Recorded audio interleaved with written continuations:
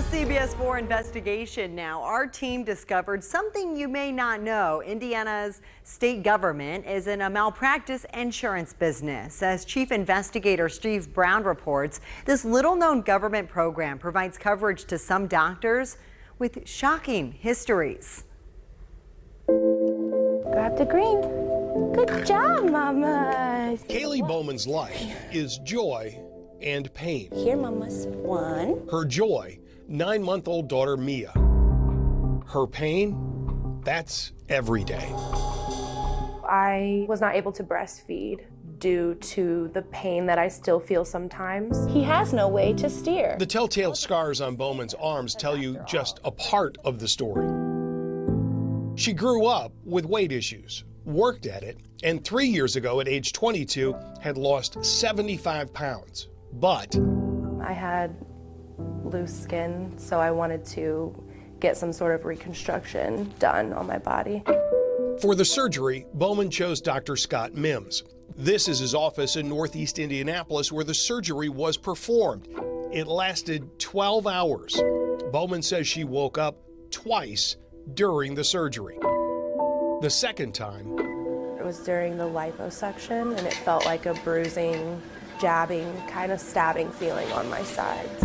I was terrified. Post-surgery, Bowman's pain and fever escalated rapidly.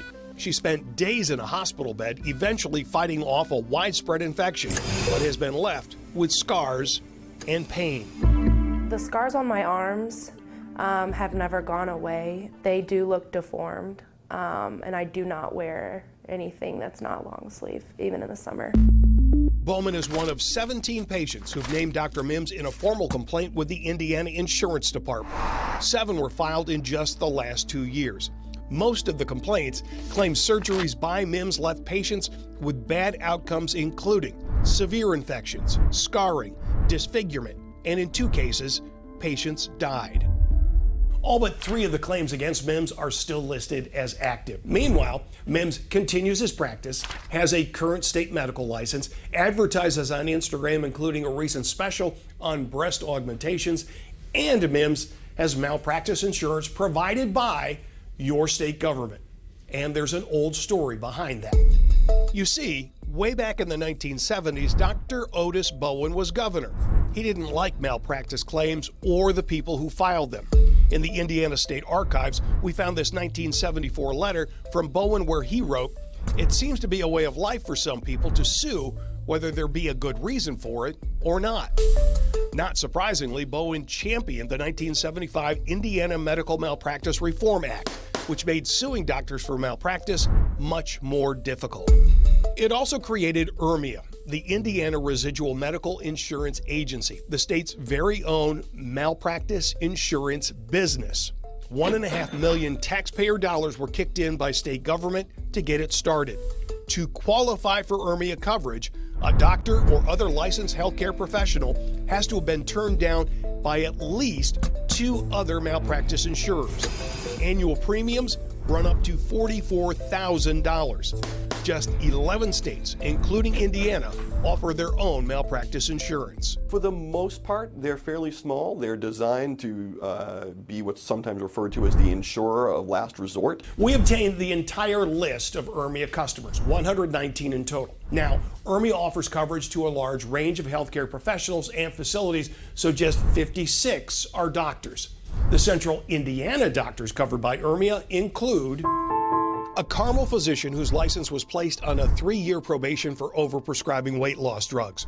Also, a plastic surgeon in Marion who's been issued 2 letters of reprimand from the State Medical Licensing Board. And there's a Greenwood anesthesiologist where a claim was settled accusing the doctor of errors during a shoulder surgery that left the patient with severe and irreversible brain damage who would later die. There are plenty of other similar examples, and they lead us to this question. Why is state government today in the malpractice insurance business? Indiana Insurance Commissioner Amy Beard, who oversees Ermia, has repeatedly turned down a request for an interview. Instead, we got an email from a spokesman defending Ermia. Quote, In the event of an act of malpractice, the patient and their families will have the opportunity to recover compensation for their injuries. I don't think that that should be allowed. Last year, Ermia paid out just 6 claims to patients, averaging $111,000. I'm definitely in regret. I am shocked by that story. Now, what we've shared with you this morning about the Indiana state government's malpractice insurance business has gotten the attention of Republican State Senator Ed Charnabue. He is the chairman of the State Senate Health Committee. He thinks Ermia is worth keeping, but he told us, quote, "I think the question here is whether we want these doctors practicing in Indiana." End quote. He's referencing doctors with serious or multiple malpractice claims and whether they should be referred to the medical licensing board for potential discipline. We'll, of course, keep you posted on this.